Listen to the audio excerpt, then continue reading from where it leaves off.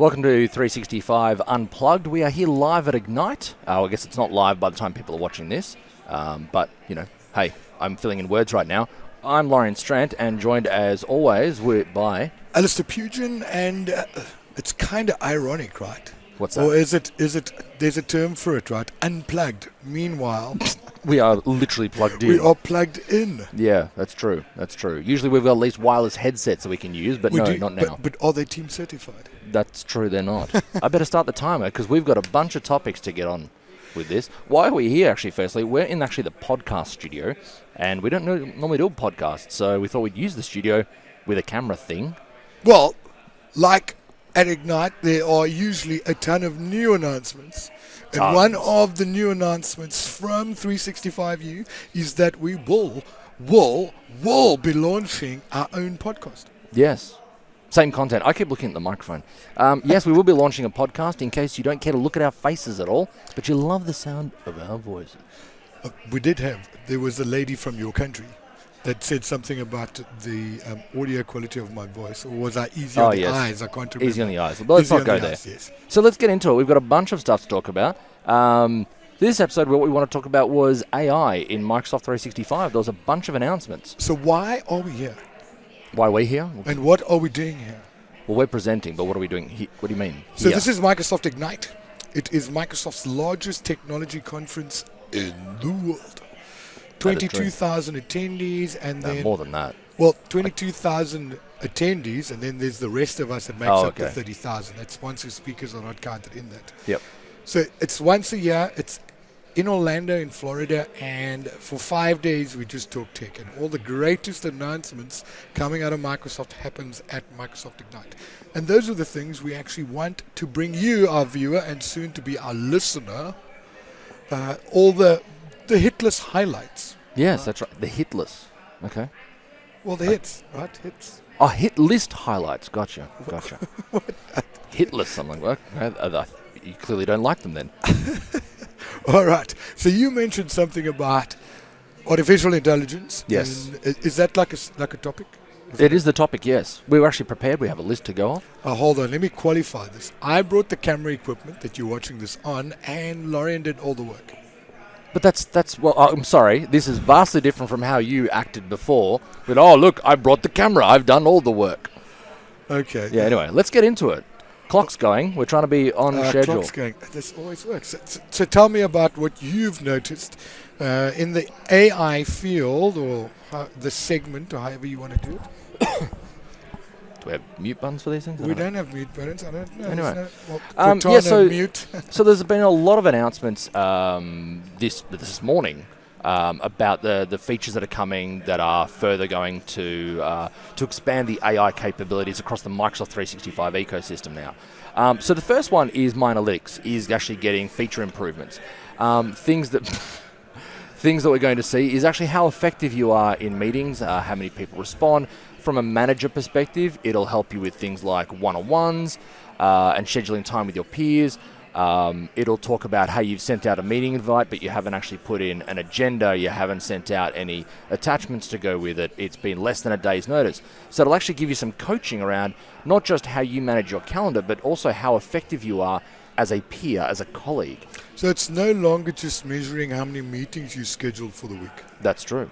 It's measuring how effective those meetings are. Because they tried to solve that as a feature, right, on an E5. Nobody gave a shit about it, and then they started handing it out to everyone, right? So anyone with an E license, it just started. Actually, I think even Exchange license counts. Really? So it just started rolling out. And you're saying now we're actually seeing the real value proposition behind My Analytics, because it's able to gauge not just how many meetings you have or how many emails you've sent. There's more intelligence built into it. Yeah, that's right. Because initially with My Analytics, all it really looked at was your emails and your calendar, whereas now it's actually getting signals from Teams and Yammer and a whole bunch of other places. But it's looking at your behaviors now, not just about your scheduling and time management. So it's looking at, but as I said, effective meeting coaching. So making sure that you are not just sending meeting invites at the last minute, or at least that if that's a behavior that you do, that you can look at it and go, hey, I need to change that behavior. I really do like that, because sometimes we see that, right? Sometimes. A lot. A lot we see that. All right, moving on. Anything else that you have in the AI space? Yeah, Cortana. So for a while now, Microsoft has had a feature called calendar.help, which has actually been the website. Oh, hold on. Explain to them, our viewers out there, how you schooled me, because it was one of those. It was. It's been around for 2 years, man. How could you not know this? This is true. And this is all new to me, by the way. But Loryan, I actually have a blog post about it from I could look it up right now. Loryan's memory palace is about this big, and he stores everything. Yeah. So Yeah. talk to us about this thing called scheduler. And so now it's called Scheduler. So scheduler. Schedule. Whatever, man. Schedule. Scheduler. So what it actually is for a while now, Microsoft has had this feature called calendar.help for a while. Okay. That you've been able to CC it when you send an email to somebody. So I could send an email to you and say, hey, Al, let's get together. And I would CC Cortana using the calendar.help address. And I would then say, Cortana, please schedule this for Al next week sometime around lunch. And then it would have the it would have the conversation with you. Oh, wow. Yeah, and it would go back and forth and say, well, Loryan's available here, or Loryan's actually got a meeting at this time and he won't be able to get there in time. So it's actually been able to have that conversation with you based on what's inside of your Outlook calendar. So the challenge for me, I think that's fine, but to be honest, it's a little bit impersonal, don't you think, to say, hey, Al, I want to have a meeting with you, but I don't want to talk to you about the meeting until we actually get there.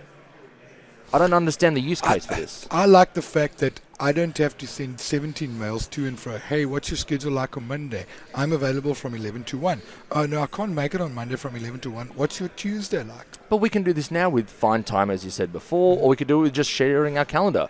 Outlook has the ability from my mobile, I can actually reply to you and insert available meeting times. All right, so coming to you soon, episode 47, we'll delve deeply into scheduler, not scheduler. Schedule. Cortana, because I like talking to Cortana. Isn't this the one that she'll play? She'll play your... Well, that's actually the next one is... actually, no, it's not in this one. Yeah. But no, let's actually dive into Project Cortex with the little amount of time we have left. Oh, yes. So Project Cortex was the big announcement. Now, this is AI. Drum roll, please. So what's interesting about Project Cortex and... what is the purpose of knowledge management now? Tapping into your cerebral cortex like they do in Strange Days. Basically what it is Project Cortex, in a very, very bad way of summarizing it, is AI will look at your people, your knowledge, your files, your information, your metadata, the content of your files, and actually suggest things to you. So no, it's not Delve, because that was the first reaction is this just Delve V2? It actually allows you to then say, I'm looking for this, and it will find something, and then I'll say, but I want the engineer who is involved in it will say, this person, no, the one in the UK, and I'll find that person. So it'll actually bring all this stuff to you. So in the old days, right? In my days, back in 3 weeks ago. Yeah. We as SharePoint practitioners used to talk about the tag cloud, because that was a thing, right? It was. And managed metadata was new to us, so we could... what do we call it? We called it... it was information about information. Yeah. Metadata, right? And we would tag things. Meta about the data. It's like a metaverse, right? Yeah. So we used to tag items so that we could make it easier to find them, right? The more descriptive you got around objects that you stored in your repository, the better it was. In today's world with Project Cortex, there's a lot of ML, there's machine learning on the back end that's doing, well, I call it assisted machine learning, right? Mm-hmm. Because you're taking your tacit and your codified knowledge, you're bringing it together so that you can retain intellectual property in your organization.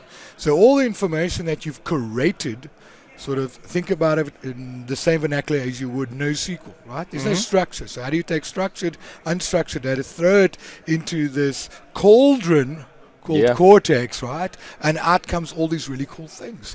So now you can actually have things tagged automatically based on specific rules. So like you had with sensitivity labels, right? Where you could say, well, if the document contains the word triple hot bypass or the compound term triple hot bypass, automatically apply a label. Mm-hmm. Same with retention. We now have that standard out of the box with Project Cortex. Yes. Because you can now start tagging and identifying content based on algorithms. Well, actually, it would be doing the tagging for you, and it would be surfacing those results because, as you know, as you alluded, like we're very old when it comes to this world, in terms of SharePoint and the knowledge management and how we had to really structure it and make an effort to say, what are the terms we use? How do we categorize things? How do we label things? and we had to come up with really, structured of sites, and then the content within them, the metadata, the columns, and all those kind of things. And what this effectively does is blows it all away and just says, "Give me your data. I will eat it all and tell you what you want." Was that the first part? That's from exactly Lethal how they Weapon opened 4? it. Yeah. Well, no, it was like basically had cookie monster data. But it's your Lethal Weapon 4 accent, though. No, my South African. No, that wasn't doing South African. But it definitely sounded like it was. Diplomatic community. That one, yes. Isn't that number 2? Anyway, so the thing with Cortex, though, is the challenge I think it presents is from an information practitioner, is it almost kind of invalidates your role because it does it for you. I mean, sure, you can suggest things, but it's scavenging all the data, and especially in an era of teams where information architecture goes out the window, especially thanks to our session from last year, this basically, there is no information architecture, there's just information relevance. Well, yes and no. So I think it's bringing together two worlds, right? Like in the old days, we were SharePoint architects and we'd architect a huge, massively scalable farm, right? Mm-hmm. Today's world, that world doesn't exist. So naturally, where Microsoft is going with their let's make things easier for end customer, Yeah. naturally they'd get to a point where they go, well, shit, man, ECM 2.0, also known as content services, or whichever way you want to spin it, content services known as ECM 2.0, is now how do we get people that hate doing stuff, also known as millennials, right? Because in the old days, we'd have a Kids never librarian, and you'd go to the library, and you'd go get a book, and you'd read the book. Today, as of last week, Netflix is looking at playing video at 1.5 times. That's right. So that people can consume video faster, like people are consuming audiobooks faster. Yeah. Because millennials don't read, they listen to audiobooks. So naturally, we see that come through product sets like SharePoint with information architecture, and that whole thing gets automated. Yeah, and I think that what this is actually doing is something that, to be honest, that Microsoft is really, I guess, pushing hard on, whether it's deliberately or indirectly, is the fact that we customers are, I'm sorry, so far behind in general when it comes to evolving how we manage our information, how we manage our content. Basically, we're going to now have to rely on an AI to do it for us because we're just not keeping up. Well, we're too busy. We're too busy. The other thing on Project Cortex, before we run out of time, because I see the timer just hit 0, is the AI builder when it comes to form type recognition. Mm-hmm.